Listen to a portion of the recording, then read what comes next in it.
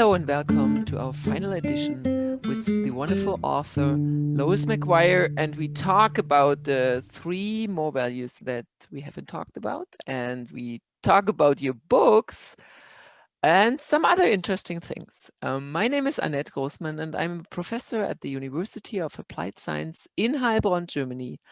And I'm sitting in Germany, and Lois is sitting in Florida, and this is the final session, and I'm already sad about it, even if it's not over yet, because we just started. So how are you doing, Lois?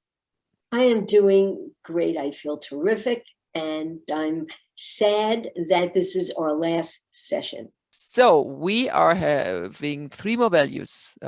What is number? I haven't counted. You have. So what's 13. Number 13? Lucky 13. Lucky 13. What's lucky 13? Well, lucky 13 is a tough one because that's honesty, being honest. And is there ever a time when it's okay not to be honest? Well, I think sometimes there's a time for that, a little fib. If someone says, do you like this dress I just bought and can't return? I'm not going to, she can't return it. So I may tell a little fib and say, yeah, very nice. Yeah. And be done with it. I'm not going to elaborate if that's the case. I think that's okay. Other than those circumstances, I don't think it's okay to be dishonest. Let me give you some examples. You have a term paper to write, and you've waited till the last minute, which was not making a good choice, which we talked about a few sessions ago. And now you're under the gun, and you decide to take some pieces of other people's work and weave them in to your term paper. That's called dishonest. It's called plagiarism, and you're going to fail. So there's always going to be a consequence for dishonesty. I believe that rather than cheating, rather than being dishonest, do the best work that you can and get the grade that you deserve and learn from it. And what you would learn from that particular example is, I cannot wait until the last minute to do my research. I can't wait till the last minute to write the paper. I'm okay if you get a C. You don't do well on that paper because you learned something from it. And you're not going to get a C the next time because you're going to learn. Let me give you another scenario.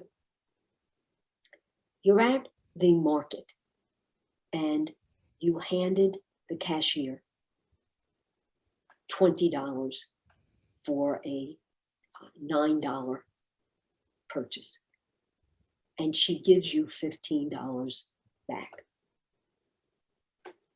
Or she gives you $19 back. Let's say she gives you $19 back. She has $1. And you notice it. Do you say to her, excuse me, you didn't give me the right change, and you give her the right, and you take the right change?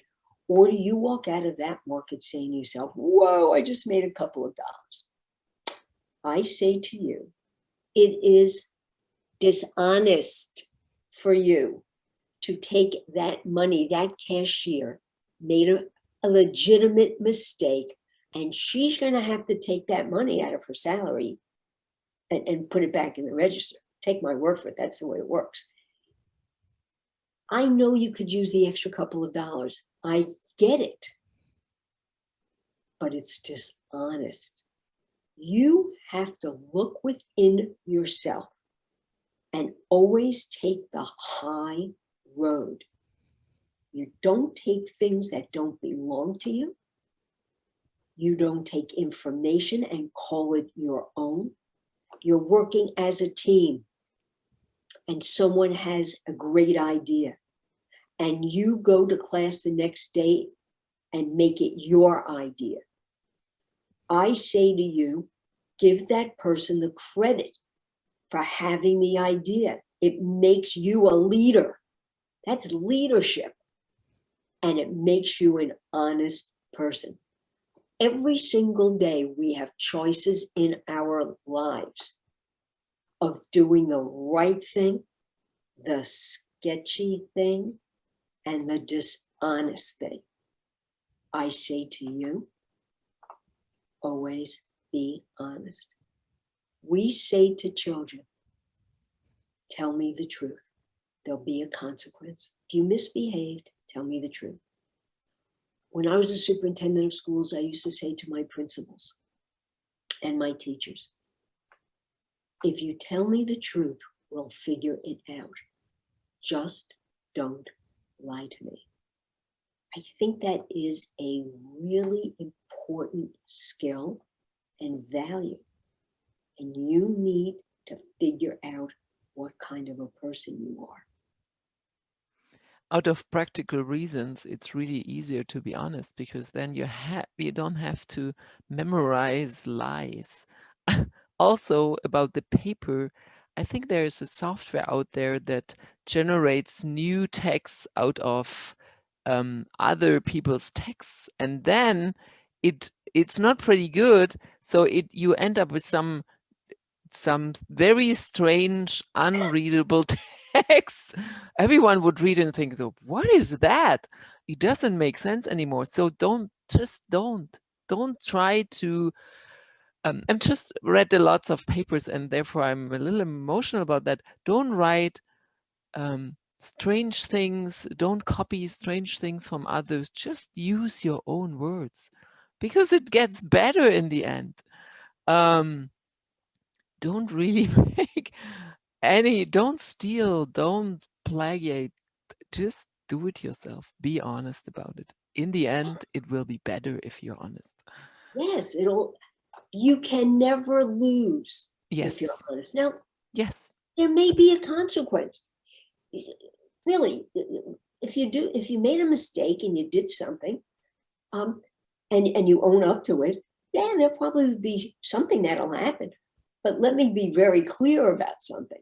If you lie about it, and then the person you're lying to finds out, Yep. the consequence is going to be so much more severe. Yep. But you shouldn't be honest because you're worried about being found out. You should be honest because you have integrity and it is who you are. It's not because you're fearful. It's because I tell the truth. You can never go wrong telling the truth. A lot of you listening to these sessions are young adults, and you have a whole life ahead of you. And I think you have to make a commitment to yourself. You owe it to yourself to say, I'm going to be an honest person. No one trusts a dishonest person. You'll never get along in life. Yep. Being untrustworthy. The life is long. And you're just starting out. Hopefully. They're just starting out. And you have to make some decisions about who you are. Very good points. So let's just move on to number 15. No, 14. I'm sorry. 14 is learning self-respect, which really ties in to honesty. How many of you feel good about yourself? You think you're a good person. You think you have excellent qualities. You're not down on yourself. You have a good self-image. That's a skill. That's a value. And you can work on learning how to do that. So many of us are always thinking the worst about ourselves. Oh, we didn't do a good job. We don't look good today. My hair isn't right. I'm not going to do well on that test. I don't have as many friends as other people have. Something is wrong with me. Stop. I want you to give yourself affirmations. I want you to spend more time talking about yourself in a self-respectful way. You know, I do a lot of things well. I can't do everything great, but let's start thinking about the things that we do well, that we can teach others, that we can help others. Every single day, you should be spending time congratulating yourself on something that you've done right and spending less time on what you're not happy about, because you can change that. You can say, this didn't go as well as I expected. What do I need to do to improve upon it? When you wake up in the morning, I want you, the very first thing to say, today is a new day, and this is something terrific about myself. I do it every day. I am positive. I am a positive person because I start every day in a positive way. I don't wake up going, oh my goodness, I have 3 exams, or I have that report is due to my boss and I don't like the way it looks. No, feel good.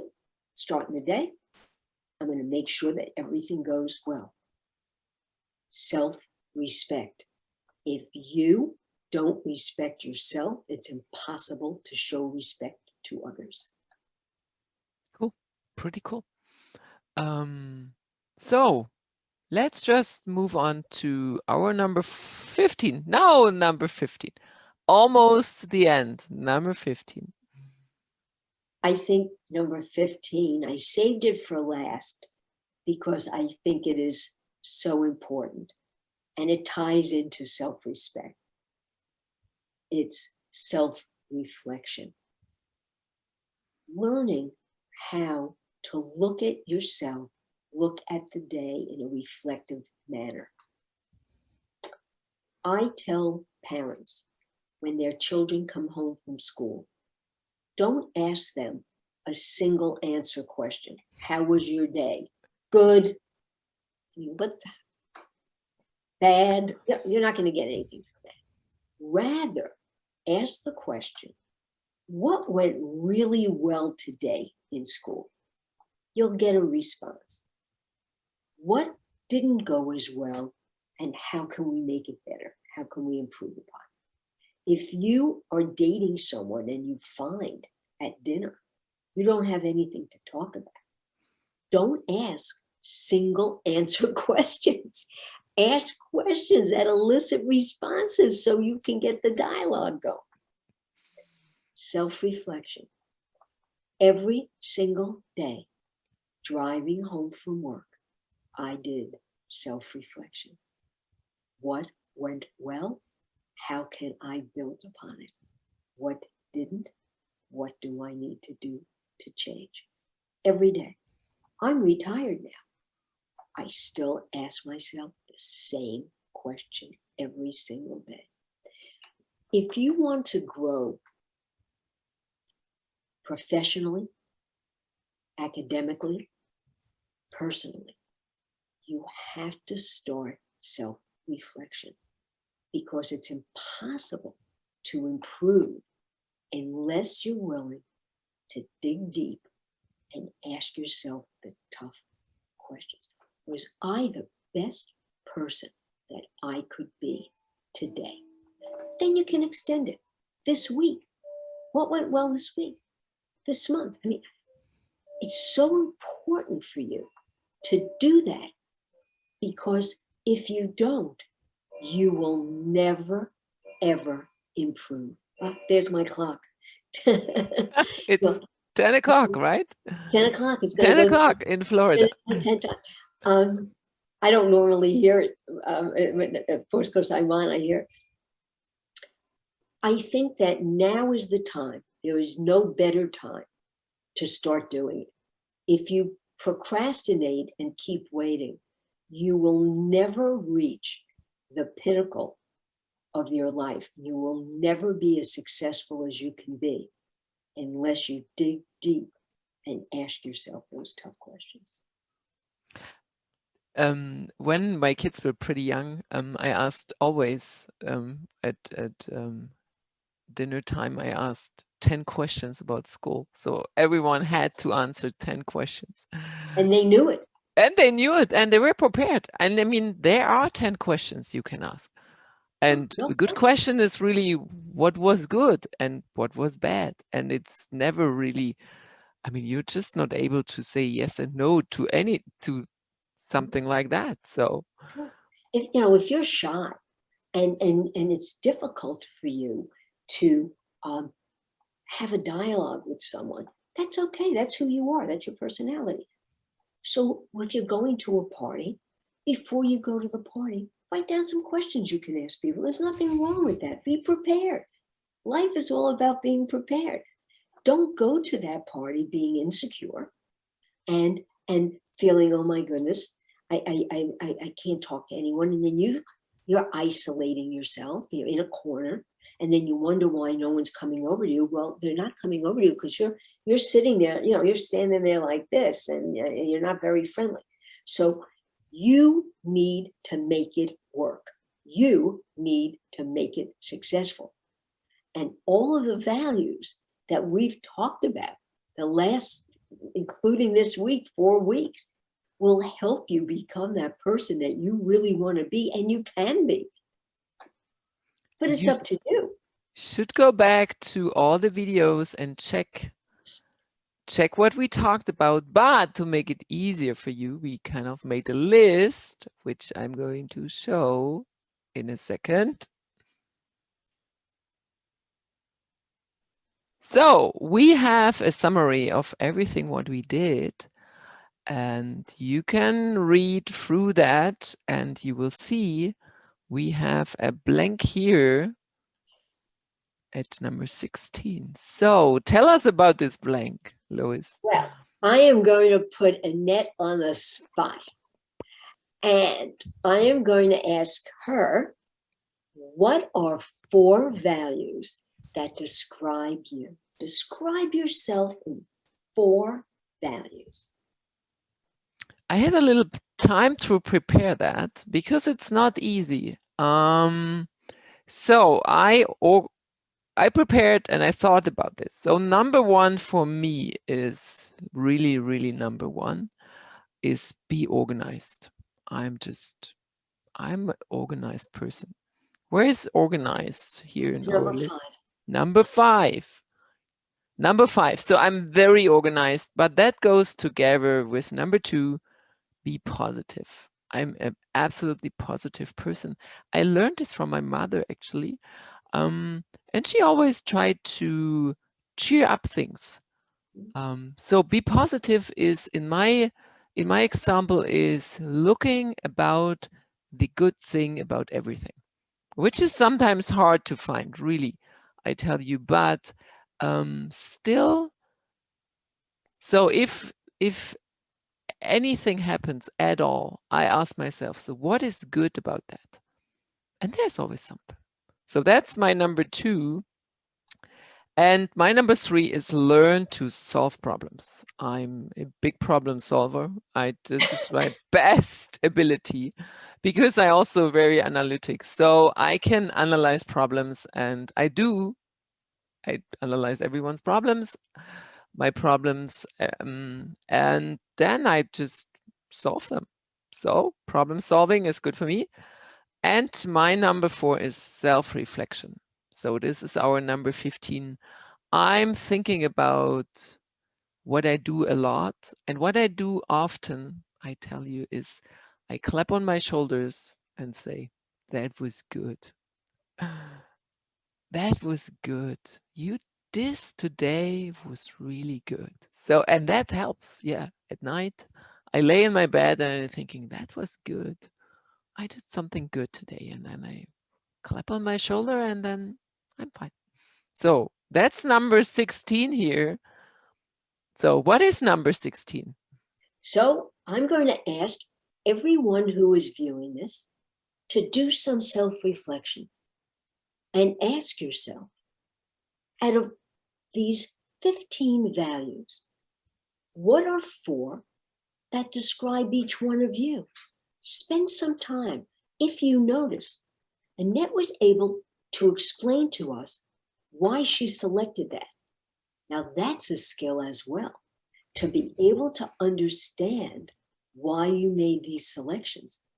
So take a little time, start thinking about who you are and what you value as a person and what you value in others.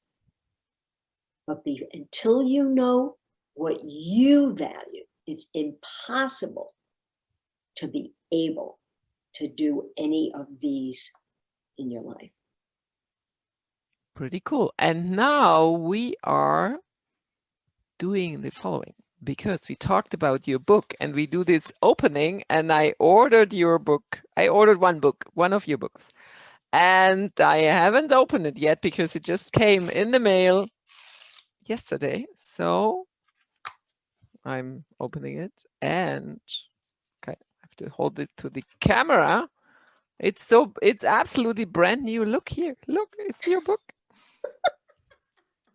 So Don't be that kid at home. I love it. I like that because, I mean, my children are older, they are grown up, but you never know. I like the values. So I open, let's see.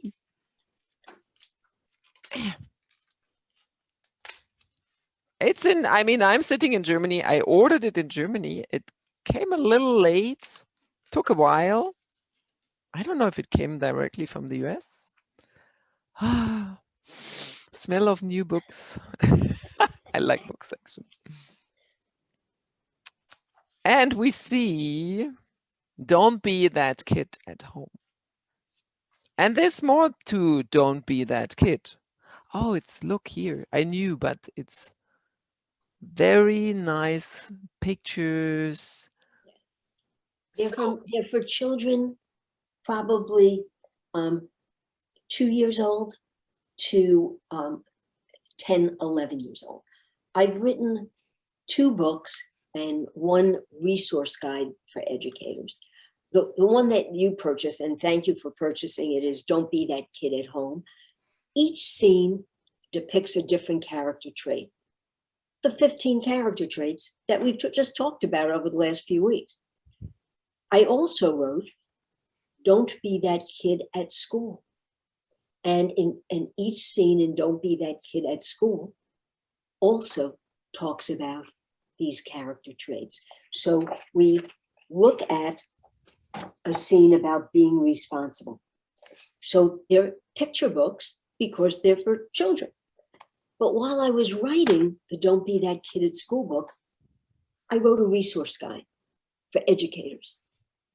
Each scene of the book has activities separated into grades kindergarten 1, grades 2, 3, and grades 4, 5. It's really up to 5th grade. And then I have a kid to color, because kids love to color. I have a pledge. So you would ask a child to list 1 goal academically and 1 goal personally, and then a family crest. What are your family values? Does your family believe in hard work? Does your family believe in loyalty, honesty, God? I don't know. You do the crest.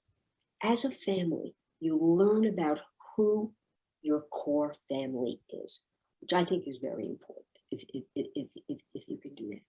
So I wrote the books because I want to make it easy for parents, grandparents, and educators to teach these values.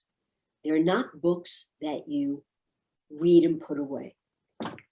Each book ends the same way. Let me show you. Self-reflection. Our kid wakes up in the morning, he looks in the mirror, and he asks himself, who am I? I've just misbehaved in every scene. And then I have a collage of him doing the right thing. So you get to go back into the book. How does our little goat, because it's Don't Be That Kid, so it's a little goat, how does he have to change? And then what you can do is you transition talking about the little goat to the child. and you start talking about the child's behavior. So I make it very easy to help people to change negative behavior in children.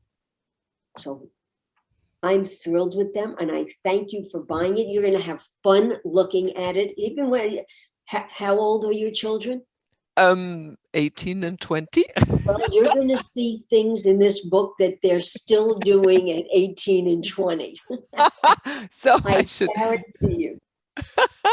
Yeah, I should kind of sneak this book in and say, look what I found.